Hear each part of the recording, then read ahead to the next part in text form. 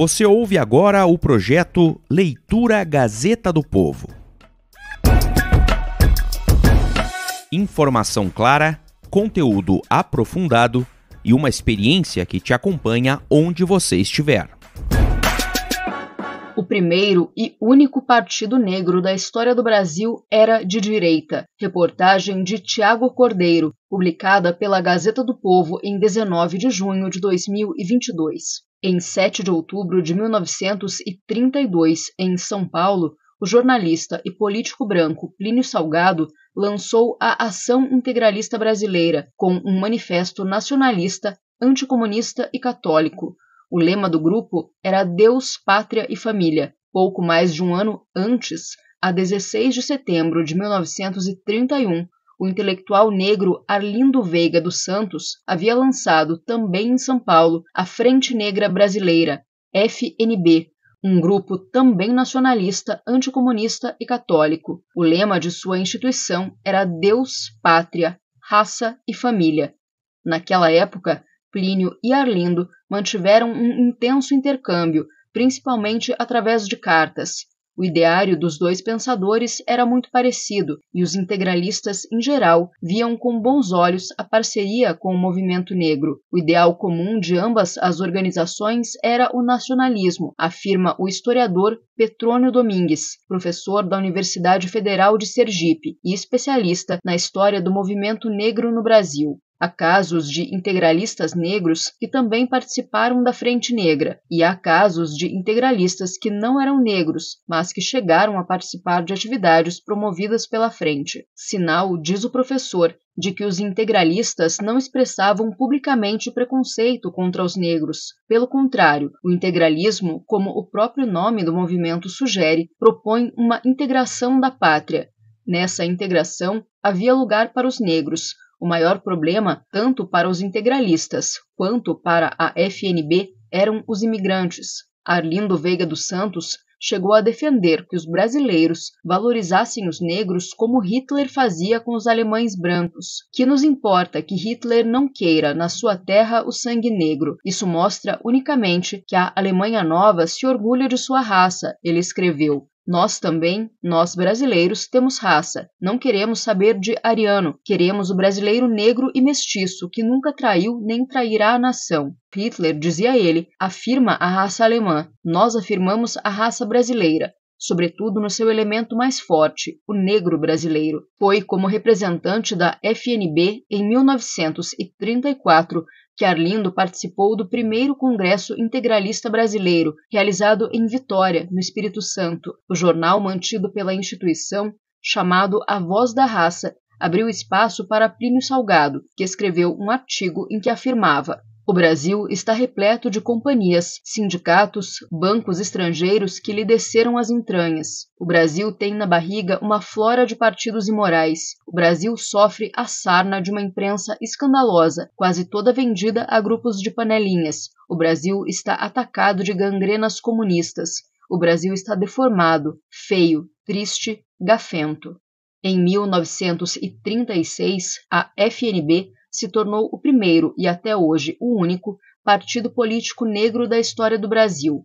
Não houve tempo de apresentar candidatos para nenhuma eleição, porque logo em 1937 o presidente Getúlio Vargas decretou a extinção de todos os partidos e deu início à ditadura do Estado Novo. Mas os 6 anos de existência da entidade foram intensos, como afirma a pesquisadora Laiana Lanes de Oliveira, na tese de mestrado A Frente Negra Brasileira, Política e Questão Racial nos anos 1930, a Frente Negra Brasileira tinha como principal objetivo a elevação moral do negro brasileiro. O movimento se expandiu por vários estados, em especial Bahia, Minas Gerais, Espírito Santo, Rio de Janeiro, Pernambuco e Rio Grande do Sul.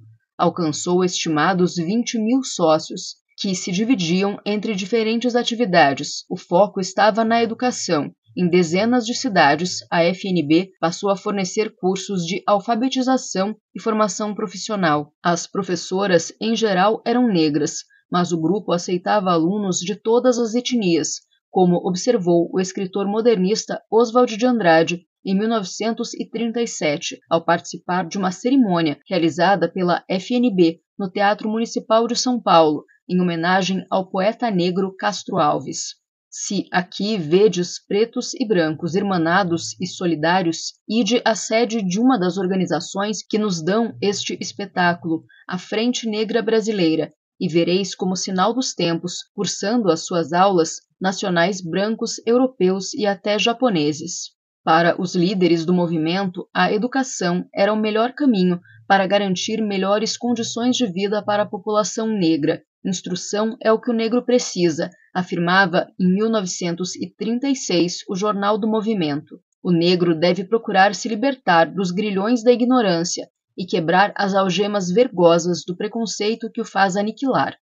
A fim de sustentar as escolas, eram realizadas diversas atividades culturais, desde bailes até teatros e apresentações musicais. O movimento também formou times de futebol exclusivamente negros e ofereceu assistência médica, além de manter o jornal A Voz da Raça. Os seguidores protestavam publicamente contra locais que negavam a entrada de negros, incluindo hotéis, clubes e escolas particulares. Seguindo os moldes integralistas, a FNB também criou bandeira própria, hino e um grupo armado, a Milícia Frente Negrina. Com relação à prática religiosa, as manifestações de matriz africana nem sempre eram bem recebidas. Em São Paulo, por exemplo, os líderes defendiam o catolicismo tradicional. Em Pernambuco, a relação com os praticantes das fés de origem afro era tensa. Eles não só não mantinham relação com religiões de origem afro, como eram contra, explica Paulo Cruz, professor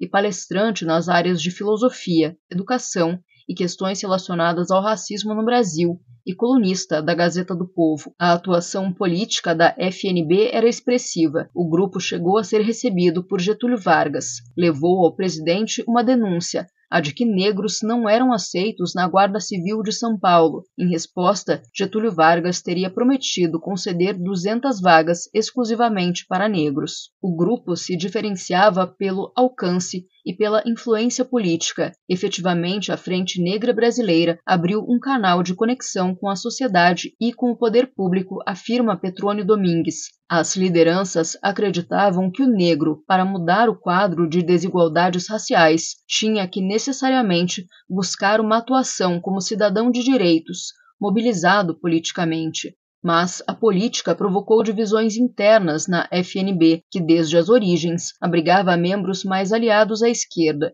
Em 1932, uma parte dos integrantes rompeu com a liderança do movimento, quando Arlindo Veiga dos Santos declarou neutralidade no confronto entre o estado de São Paulo e o governo federal, então instalado no Rio de Janeiro. Liderados por Joaquim Guaraná Santana, os dissidentes formaram a Legião Negra e pegaram em armas ao lado dos paulistas. Os dois grupos perderam força a partir de 1932. A FNB ainda sobreviveu até maio de 1938, com o nome União Negra Brasileira.